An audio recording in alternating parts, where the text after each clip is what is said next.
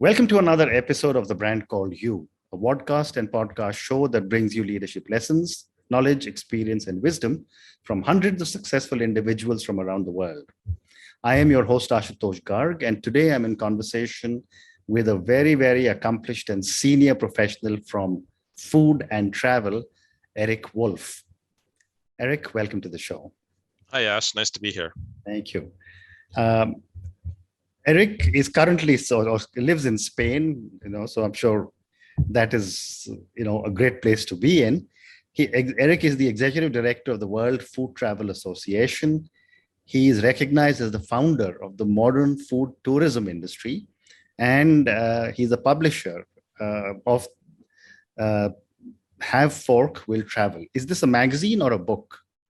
It's actually a handbook for the trade to help everyone in all different sectors across the trade to understand how to do business better within our industry. Okay, terrific. So, Erik, let's talk about the World Food Travel Association. Tell me about the scope of work you handle. Sure. Well, I founded the organization back in 2001 and grew it from nothing, no members, no people, nothing, no products, to an organization today that serves about 200,000 professionals in over 150 countries each year. And we have 5 different portfolios. We've got events, community, placemaking, those are our most popular ones. And we really do a lot. We bring education to the industry. We bring cutting edge research to the industry. We provide a sense of community where professionals can gather and meet each other and exchange ideas and knowledge. And we really try to drive thought leadership and innovation in our industry. So that's kind of it in a nutshell. Wonderful. So for our viewers and listeners, help me understand, what is food travel or food tourism? Okay, that's a great question. A lot of people have that same question. And in some parts of the world, it's known as culinary tourism or gastronomy tourism. In India, typically it's known as food tourism. But in Canada, it tends to be gastronomy tourism. In Canada, it's culinary tourism. In Southern Europe, it tends to be gastronomy tourism. It's basically traveling for a taste of place in order to get a sense of place. So we know from the research that we've done that 53% of leisure travelers now choose their destinations based on the food first.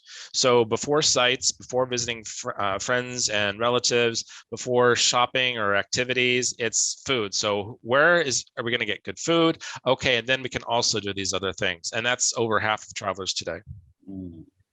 Very interesting. When we travel with our sons who are now 36 and 33, that's exactly our experience.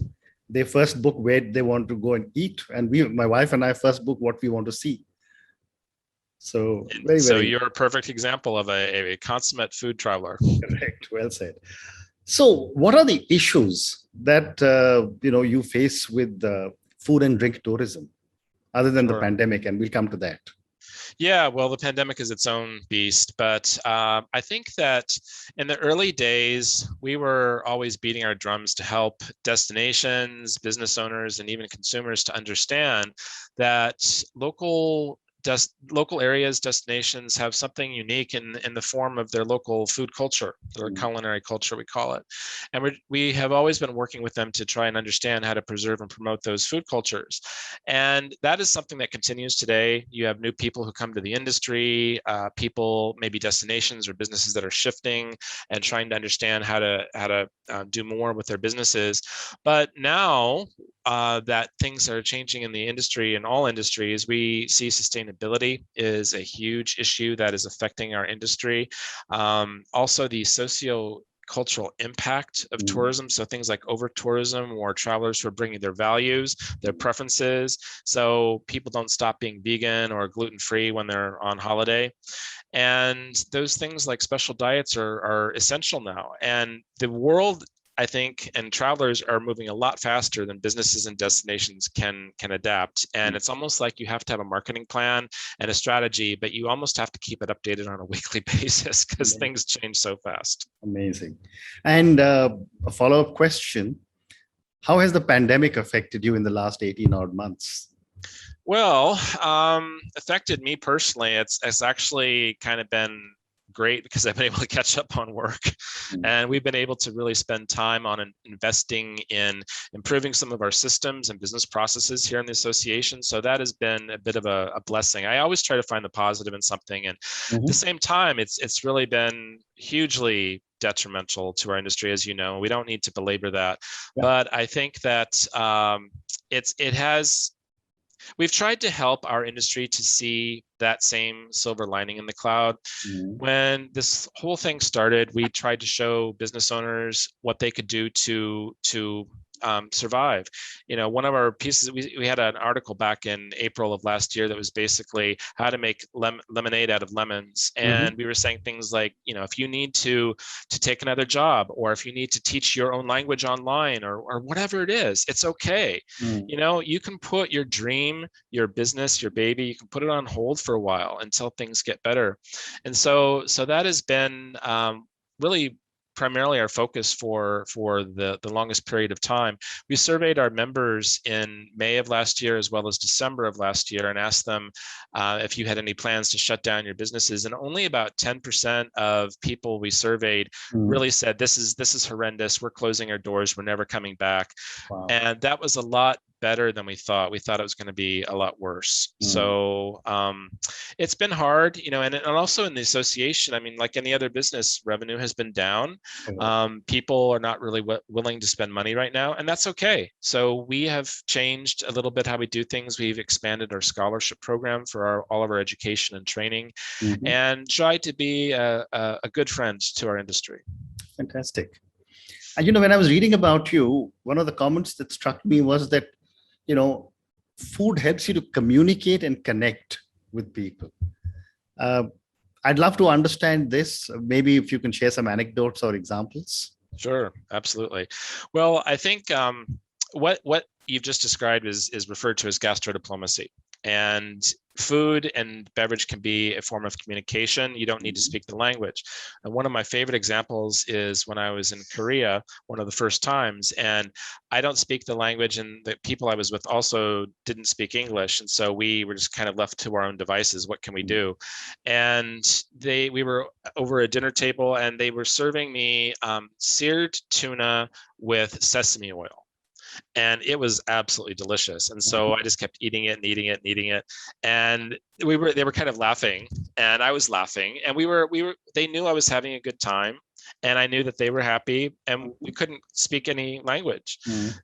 So that's just one example of how food and drink can tell a story. I mean, I've always said we should put the world's leaders in a hotel banquet room and lock the doors for a week and give them plenty of food and drink. Yeah. And at the end of the week, we'll either have world peace or they'll kill each other and we can start fresh. Absolutely. So, it's amazing you spoke about your experience in South Korea. I had exactly the same experience in South Korea, but my experience was with rice wine. Okay. And I just couldn't figure out why they just kept pouring, and I kept finishing it and they'd fill it up again. Yeah. And then I realized that in order to stop, I should have left half my glass. Yes. Was that by the time makgeolli? I finished, I had to actually hold the walls of the hotel and get back to my room. Was that the makgeolli? I forget the name. It was rice wine. Okay. Yeah. That's the drink. That's probably another form of sake, I think. Yeah. Or soju. Probably. Soju. That's the one. Yes. Yeah. Very interesting. So, I'd like to understand from you, like what you just shared, you enjoy recommending unusual experiences. Help me again understand with some examples. Yes, and I have to give a caveat. I don't always partake in these unusual experiences, okay. But I like learning about them and sharing them with people. So I've tried the Kopi Luwak coffee from Indonesia, which, if your listeners aren't familiar with it, basically the civet animal ingests the coffee beans, and then the farmers harvest the beans from what comes out, and it affects the flavor. And I believe that's the most expensive coffee in the world or something. It is, yes. And I thought it was fine, but would I pay that? Probably not. It wasn't. I actually prefer Jamaica Blue Mountain if you want to talk about spendy coffees. But and then a lot of times we like to tell people when they go to Southeast Asia, you have to try the scorpions and tarantulas. But Unusual is not just about the food that's served to you. It could be about the people. Mhm. It could be about the venue. There's a cheesemaker in Wales in the UK that matures their cheese. It's Blenheim cheese, and they mature it at the bottom of a coal mine. Wow. And so you have the historic culture, because Wales was really big into coal mining, but they're still repurposing the mine today. And so it tells a wonderful story, and something that visitors and locals alike can take and retell that story. Hmm. Wonderful. And what would you say is your most unique food or beverage story? Oh my gosh, there's so many. I think for me, it's the food has been important, but it's always been really about the people Mhm. too. So you can serve great food, but that's not necessarily the most memorable experience. You know, Mm. I've been to Alain Ducasse in New York and Central in Lima, and those were great, wonderful experiences for the food. Mm. But I would have to say that probably my favorite dinner I've ever had was with a guy named Sinclair Phillip in Sauk Harbor, British Columbia. And we were visiting Vancouver Island, and he invited us to dinner. And it was a dinner in the summertime, which is, you know, Vancouver Island is stunningly beautiful anyway. And he had this wonderful resort and wonderful kitchen, all these awards and everything. And to have dinner with the owner of the business, and basically the chef was bringing out all these things, but the conversation and the wine, and I, before I knew it, 5.5 hours had passed. You know, I could see that it was getting dark outside, but it was just such that it was so lively, and the conversation was so easy, and it just flowed from idea to concept. And he was a very entertaining man. So imagine having a beautiful view of the mountains Mm. in British Columbia, and the ocean right there, Yep. in this beautiful setting with amazing food and a very, very funny and intelligent person. And I still remember that meal to this day. Fabulous. So, and from another perspective, your association and the food travel market, you must have got a huge database of knowledge on food and travel and destinations. Are you sharing that with people on a subscription basis, or if someone wants to travel somewhere, how does this whole thing work? Well, we serve primarily the trade. We are talking about doing more with consumers, where we want to do more about the preservation of culinary culture, and especially when you see big brands and chains coming in, and especially after something like the pandemic, where the small businesses have not a lot of them have shut down. Mm. How can we help consumers to understand that they need to spend their money locally? But the research that we do, every 5 years we do a major report. It's called the Food Travel Monitor, Mhm. and we released it, the last one in January 2020. Then the pandemic hit. We updated it with a special COVID update in July, Mhm. and that will carry us through 2025. And I think that we're really expecting some tremendous changes in this time period because of Generation Z and the millennials, and how really consumers are changing. Mm. But we also have a report series called Taste of Place, and we do have one for India that's Mhm. done. Indonesia, we've got about 20 reports right now, and people can access those in our member community at members.worldfoodtravel.org. Mhm. Mhm. And then every year we produce the State of the Food and Beverage Tourism Industry Report, and that's also free. And in that time period, we interview 12 thought leaders around the world in our industry, food, beverage, tourism, and hospitality. And we ask Mm. them how things have changed in their sector or in their geography. What has changed, and what do they expect to see in the next 12 months? And that comes out every January. Mm. Very interesting. So, we just spoke a few minutes about the way the younger people really look at where they will eat or where they will have a drink. In your opinion, what should really be done? Should food and beverage experiences be curated well in advance of the trip? Well, I think we have to ask the question, who's doing the curating? Is it done by a local, or is it done by the traveler themselves, Mhm. or the destination marketing organization too? I think that this really speaks to the value of culinary tourist guides. Mm. And they have the power to really make a good trip an outstanding trip. And that's why we certify them as well in our association, because they're such important parts of the visitor equation. Mm. But times are changing and consumer tastes are changing. I mentioned the special diets, and what we're seeing really now now that Generation Z travelers are starting to come of age, they're in their early 20s now, but they were traveling right before the pandemic. But what has really changed in that generation is we had always been marching towards people voting with their wallets, and if they don't like a business's policies or how they treat people, then people will boycott it and they just won't spend their money there. But now what we're seeing is this idea of sustainability, diversity, equity, and inclusion, similar issues as well. People, planet, profit, triple bottom line, all of that, and people, young consumers, whether you're going to a restaurant or a hotel or even booking an airline, people are doing the research and they're saying, what's your policy on this? Do women receive equal pay? Do you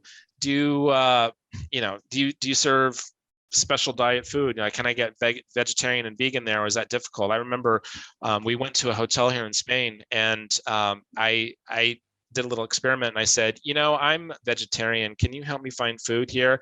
And then she said, well, yes, you can have any of the vegetables that we have here, and they'll just grill them on the grill right there. And I said, the same grill that you're grilling all your meat on. And then she kind of looked at me and she realized that, so as travelers change, we're demanding these things. And if businesses can't rise to meet those changing consumers' needs, then they will not survive. I mentioned before that, well, never mind. Let's cut that bit out. It's too much information. No, that's okay. So one more question before I move to the next part. You would have seen travelers over the years changing. The millennials and the Gen Zs today are demanding more experiences, right? People of my generation are looking more of optimizing the number of days they're there, and getting a blend of both sightseeing and experiences. How is the industry, the food industry, adapting to the needs of different people? Because people of my generation have the money, have the time, and are spending a lot of money. Yeah. But the millennials and the Gen Zs are the future. That's true. I think that the smart business owners will realize that those are all their future customers, and that things are changing with the special diets. The business policies and procedures are all very important. But at the same time, you still have this very large market of older people, like you said, who have the money and the time to travel. And you really have to kind of meet both needs. And I do think that older people are embracing to a certain degree of a lot of the changes that are happening. But what we also see in our research is that older people tend not to like to experiment as much with food. Okay. So they might be happier to visit a chain restaurant, whereas a younger person would make every effort to avoid a chain restaurant. And the older people, it's here, it's convenient. Let's not spend all day walking around the city trying to find that exactly perfect cafe to have lunch in. This chain is here, we'll just have lunch here. You're so right. Before I move to the personal questions, I do want to also ask you about your publication, Have Fork Will Travel. What do you cover and what is the frequency? Well, Have Fork Will Travel, as I said earlier, was the handbook for the trade. And that was a magnum opus. It was over 50 chapters of every possible sector of our industry. So we looked at beverage tourism, we looked at lodging, we looked at the culinary destination life cycle, we looked at sustainability, we looked at so many issues. And what we were trying to do is do a couple things. First of all, to innovate, because that's one of the things that we do here at the association, and to talk about things that people really weren't talking about yet, but also to provide something that was really approachable for everyday business people. A lot of the books, especially on our industry, are very academic, lots of research, sample sizes, and N equals, and correlation analyses, and go away with that. Not interested. Don't understand it. I've tried. I don't get it. I don't want to get it. Just put it in everyday basic business language. Mm. And so that was our volume 1 that came out in 2014 and 2013, and we will be having another volume coming out in 2023. So we're going to be updating it. And again, it'll be the same kind of approach. What can the next 10 years, what does 2023 to 2033 look like? I think you'll probably see a lot of emphasis on technology, a lot on sustainability, a lot on the DEI, diversity, equity, and inclusion that I talked about. But also, we really want to make sure that the preservation of the culinary cultures is spotlighted too. Interesting. So, Erik, I'm now going to move to the last segment of our conversation. Our viewers and listeners love to get to know the guest a little more. So I have a few questions for you, which I say are questions for you personally. Okay. My first question is, what would you say are 3 key milestones or pivot points in your life or your career? Yeah, that's a good question. I think probably the first one I would say is when I moved to New York City. I was living in Washington, D.C., and I graduated from university and spent a couple years in D.C. And then I got a job in New York, and moving to New York, and I call it America's finishing school. It really is the best of everything in the United States. It just, the way that people are, the performance that is expected. And I really learned to bring my A game to everything I do. And, whether it was social interactions, whether it was in the work environment, whether it was just everyday life, New York demands the best of everyone and everything. And I think that kind of became ingrained in my culture. So that was probably the first one. And then I think the second one was obviously founding of the World Food Travel Association. I was working for a tech company in San Francisco, and that was in the time of the .com blowout. I'm sure you remember that, although some of the younger listeners won't know what that is. But it was a huge, it sent a huge tremor throughout the economy, basically. And I suspected a layoff. And so I moved to Portland, Oregon. I requested a transfer to the company's other office in Portland. They said, that's fine. 3 months later, I got laid off. And during that time, I wrote a white paper about food tourism and the benefits and potential for destinations. And that gave rise to the association. So I think that was probably the most important milestone. And then I think the last one really was moving to Europe, which I did 3 years ago. When you live in the United States, you have blinders on, and you everything is American. You think American, you talk American, your entertainment is American, your food is American, everything is just like this. And when you live on a continent where you can go 200 miles and it's another language, another culture, another dialect, another food, all of that, another wine varietal, you don't have that in the States because it's so big. Right. And also such a new country. And I think that really moving here has expanded the potential for both me personally and the association professionally.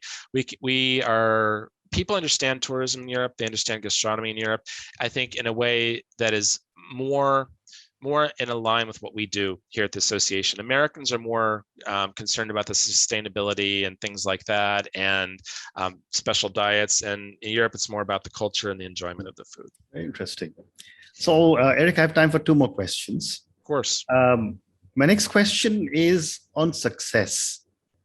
And my question is, for someone who's been all over the world, lived in multiple parts of the world, from technology to food, what does success mean to Erik? Yeah, I would have loved to ask a younger version of myself that question. I think that success, first and foremost, is happiness with yourself, being okay with what you've achieved. And that is the first part of it. I think the other side of the equation is making a mark in the world. For me, I couldn't retire, or I couldn't leave this mortal coil and not have done something. I have to leave an impact. And so I'm happy with myself. I'm happy with my life, my family, and where we live and all of that.